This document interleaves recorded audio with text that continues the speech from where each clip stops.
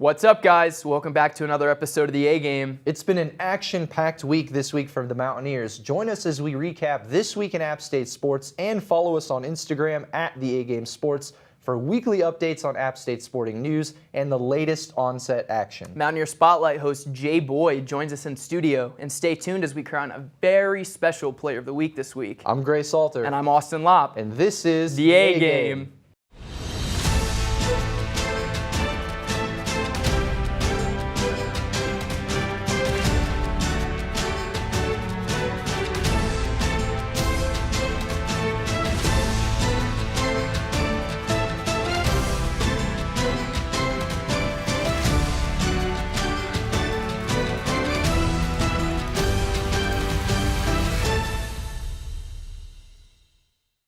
The App State men's basketball team lost a tough game against Georgia State on Thursday, falling 80-75 after battling back from a 17-point deficit in the first half.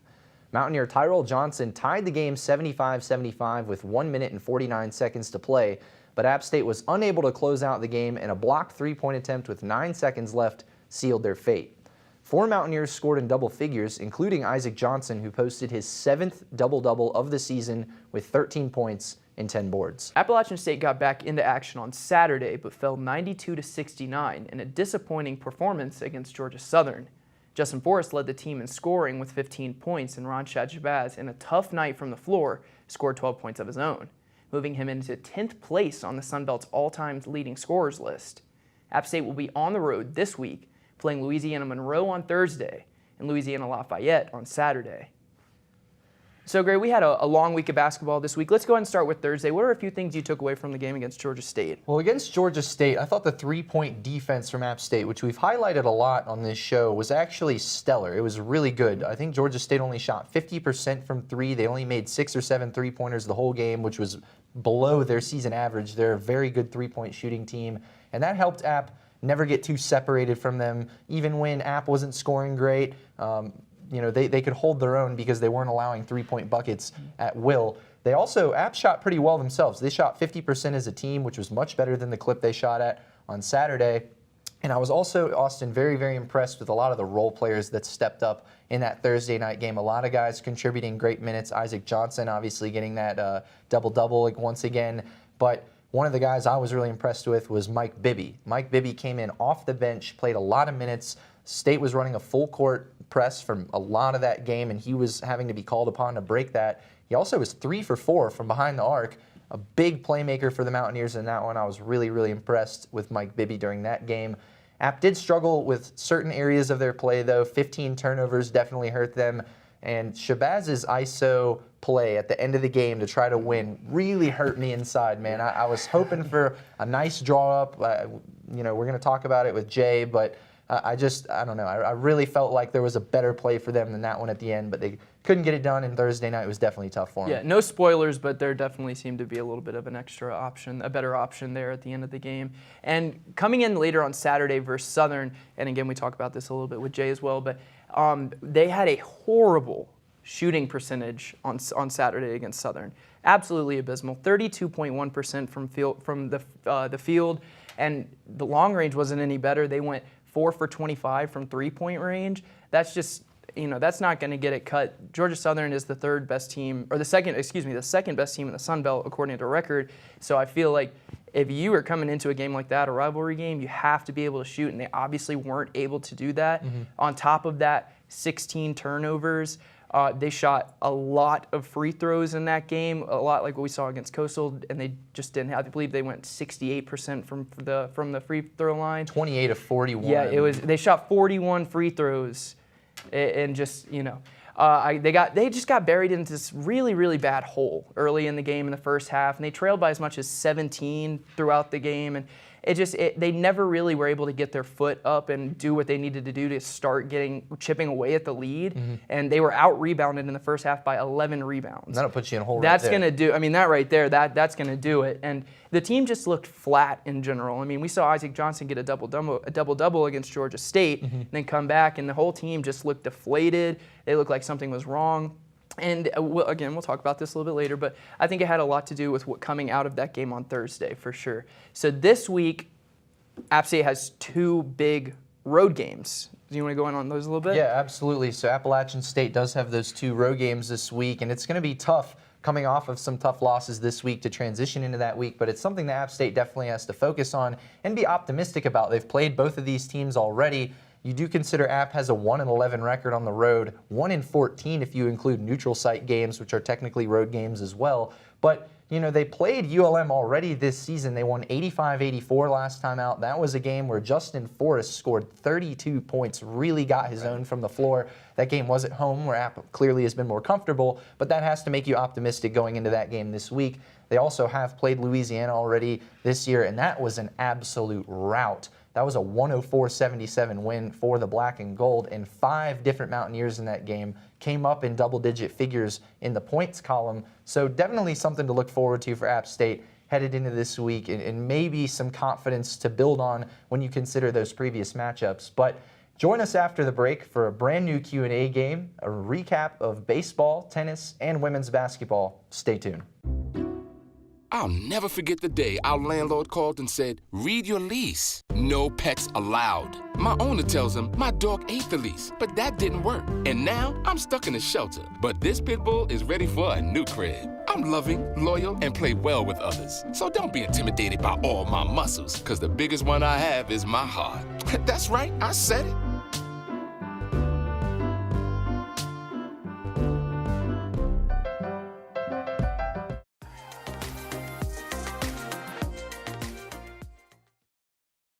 What's up, guys? It's Holland back with the Q&A game, and this week I have Matt Garcia, Jackie, Gray Witt, Tyler, Rico Howard.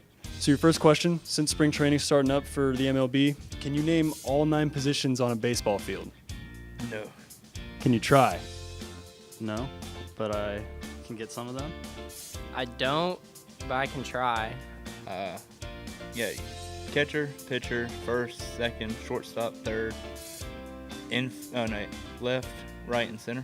First base, second base, third base, infield, outfield, pitcher, catcher.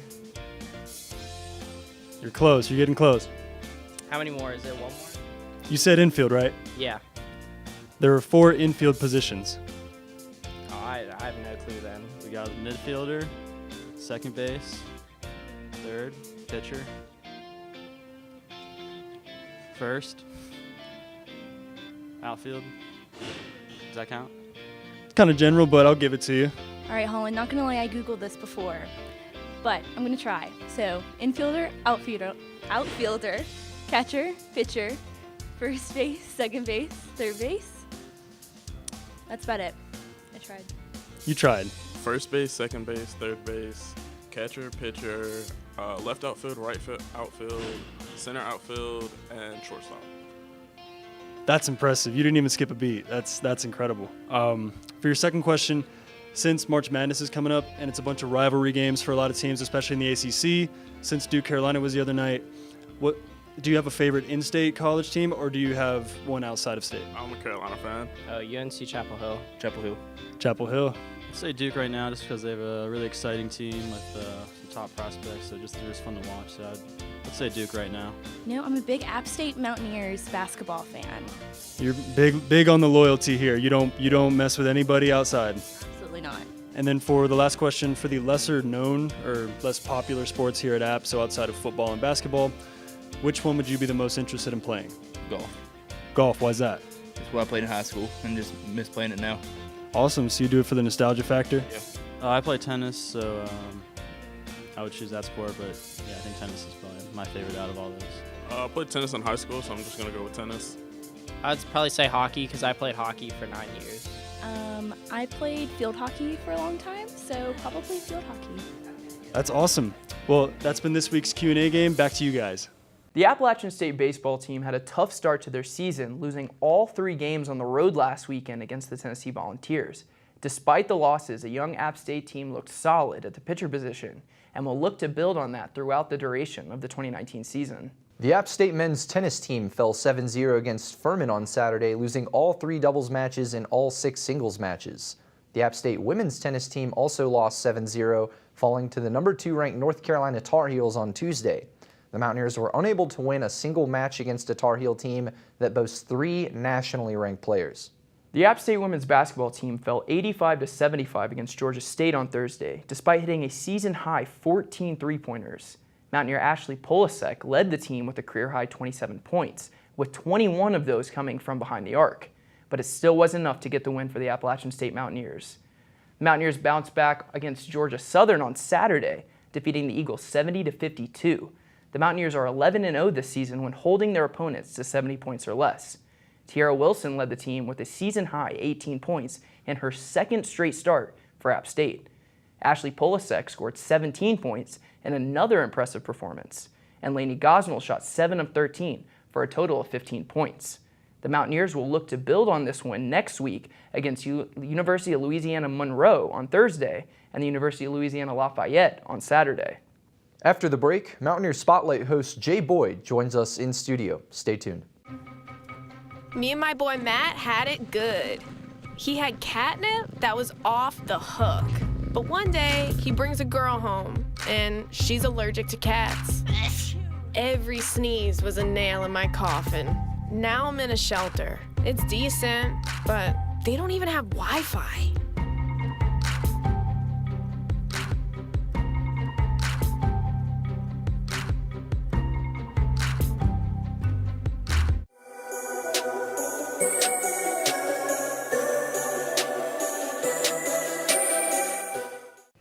After another week in Mountaineer Sports, we're back in studio again with my co-hosts Gray and Austen.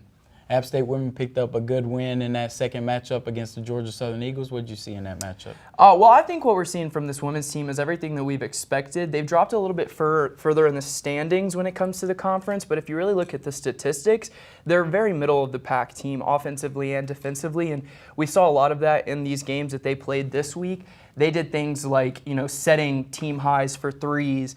Bailey Plummer had 16 rebounds in one game and had 7 offensive rebounds. I believe that was against Georgia State. But against Georgia Southern, I just saw what they really have the capability of doing, and it was really big for them to get that win, especially against a rival coming into the end of the season. An away win for them, that's really huge. And I'm really impressed by this team because they're showing that even though they might not be on paper the most skilled, they have players that can do their thing, score and do things that they need to get done, get rebounds and stuff like that. Overall, all around, I'd say that they're a really good team and that we could see a lot from them coming into the postseason.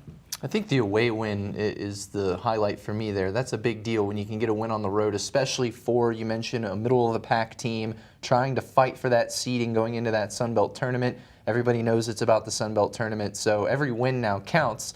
Home wins for Appalachian State in not just women's basketball, but men's basketball, other sports. You're at home. They tend to be a little easier. You have that energy going when you go on the road. We've talked about it before, especially in the Sun Belt Conference. It becomes a little harder to motivate yourself to get those wins sometimes and find that energy down the stretch. I think winning, especially like you said, Austen, against a rival in Georgia Southern, that sparks yourself a little bit moving forward, coming into a home stretch this week for them. I think getting that win on the road was a big deal for them. Yeah, and now tied 6 in the Sun Belt Conference. After that win, they played the 2-13 Eagles on Saturday, and they'll get a chance at 2-12 UL Monroe on this upcoming Thursday. What are we looking for them as they continue to try to get that second win? I would just really like to see them continue to play the game that they're so skilled at playing. Bailey Plummer's had, I don't even know at this point how many straight games with double-digit rebounds. Keep doing your thing. We see a lot of players who get into their stroke, start shooting.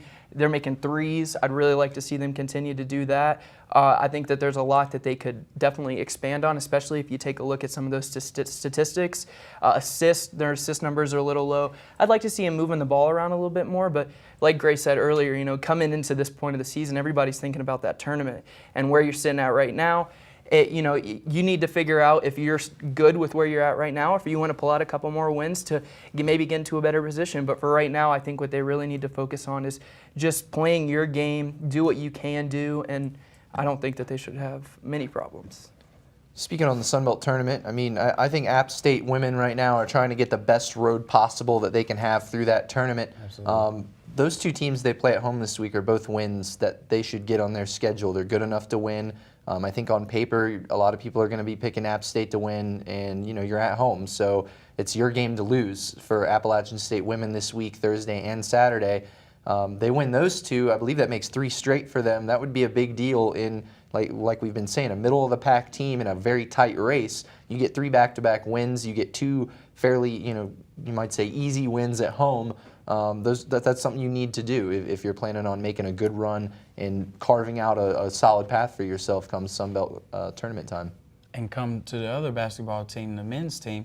They had 2 tough games here at home. Georgia State on Thursday, they lose by 5 to Georgia State, who was now tied for second in the Sun Belt Conference. And the team that they're tied with in the Sun Belt Conference, the Georgia Southern Eagles, on Saturday comes through, and they're a wrecking ball on Saturday. What did you see in those matchups?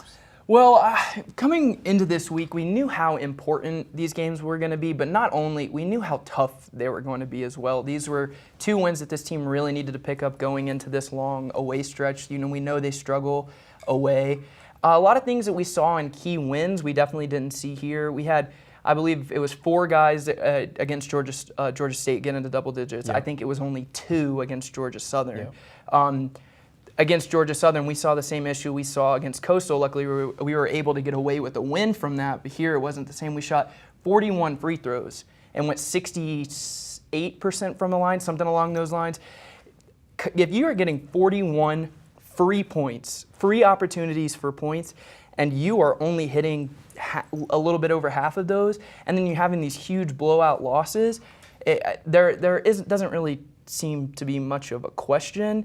We talked about it a little bit earlier. There wasn't much of an identity to the offense. There were some crazy shots being taken and crazy plays being called in key situations, definitely in closer games. And I think what I took away from this is that we just still got to keep working. I mean, there's a lot that this team needs to work on. If you really dive into the stats on this team, they're super middle of the pack. There's nothing really that stands out to them. So maybe towards the end of the season, just find something that you get really excited about. Make an emphasis on assists. I think they're sitting at 10th place in assists in the total in the Sun Belt.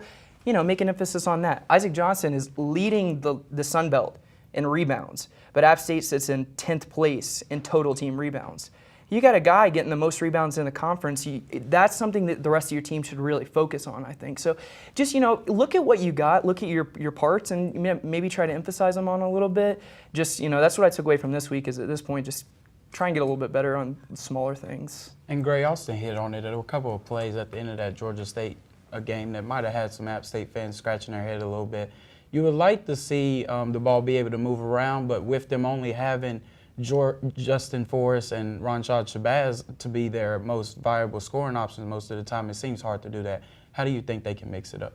I think that Thursday night game you mentioned, Jay, was a really big deal for them too, especially speaking on Saturday's game. I think the blowout on Saturday was heavily fueled by the fact that they lost a nail-biter and a really tough one on Thursday night to a team that a lot of people probably consider better than Southern when you look at it on paper.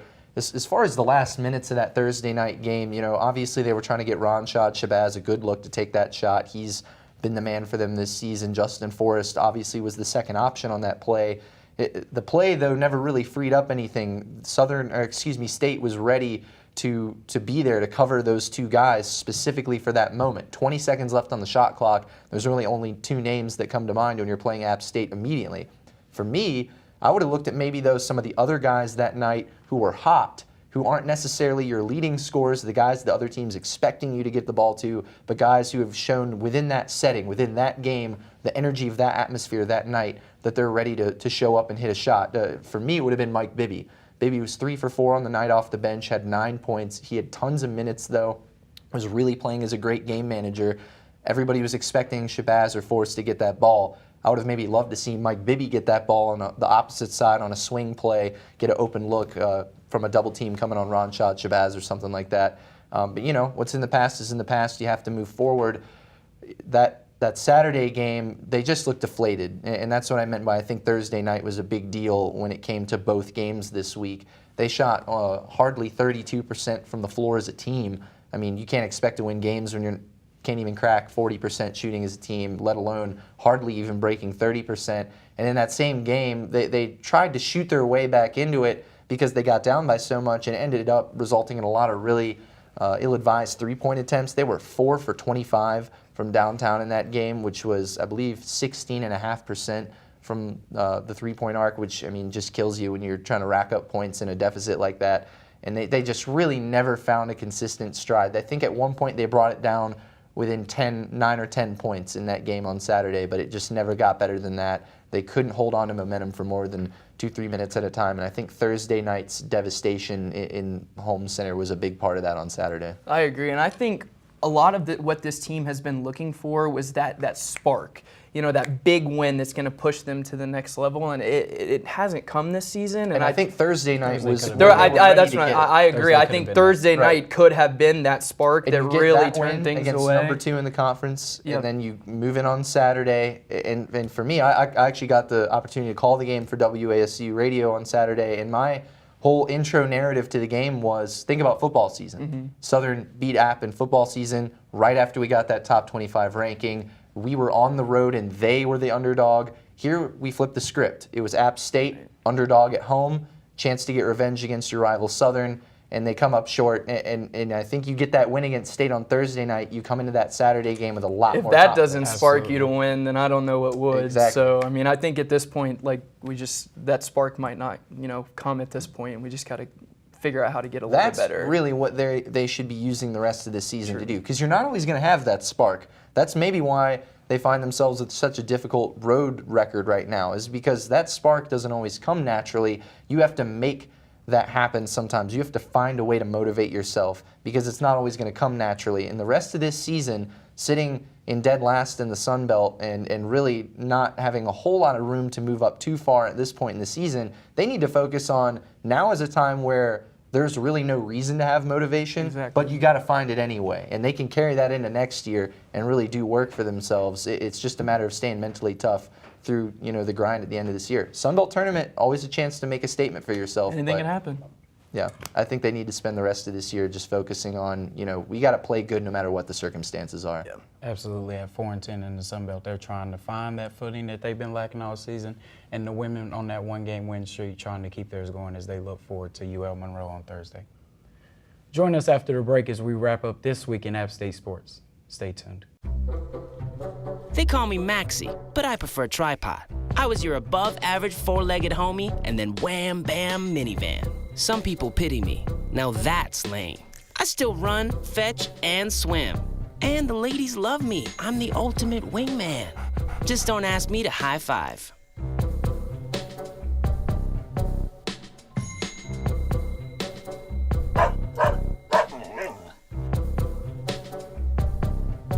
App State Track and Field competed in the Sun Belt Championships this week, with the men's team finishing 6th and the women's team finishing 7th. Mountaineer Jordan Dale placed first in the high jump, clearing 2.1 meters. Elliot Graves won the 60-meter hurdles, crossing the finish line 100th of a second ahead of the second-place finisher. Tristan Shaver cleared an impressive 17 feet to win the pole vault competition. App State will turn their focus to the outdoor track and field season, which is set to begin on March 15th and 16th at the 49er Classic. The App State wrestling team earned a share of their 4th straight SoCon title last Sunday, defeating the Citadel 39-8 at Varsity Gym. The Mountaineers won 8 out of 10 matches, with Carrie Miller and DeAndre Swinson-Barr each earning wins by pinfall. App State traveled to Pennsylvania on Saturday, where they defeated Bloomsburg University 32-6. Later that day, the Mountaineers traveled 70 miles away to face the number 21 ranked Lock Haven, where they were unable to get the victory, falling 31-7. App State Wrestling will return to action on March 10th as they host the Southern Conference Championships at the Holmes Convocation Center. Now it's time for our Player of the Week. This week, we don't just have one Player of the Week, we actually have 210 Players of the Week. We want to honor the 210 student athletes who made the academic honor roll for the fall 2018 semester. To be on this academic honor roll, you have to have a 3.25 GPA or higher for the semester. It's great to see these students succeeding in academics and in athletics. Absolutely it is, but that's all the time we have for this week's episode of The A-Game. Thanks for tuning in, and remember to give us a follow on Instagram at The A-Game Sports for all the latest A-Game content. But wrapping up here in the studio, I'm Grace Alter. And I'm Austen Lopp. Join us again next week. Thanks for watching, guys.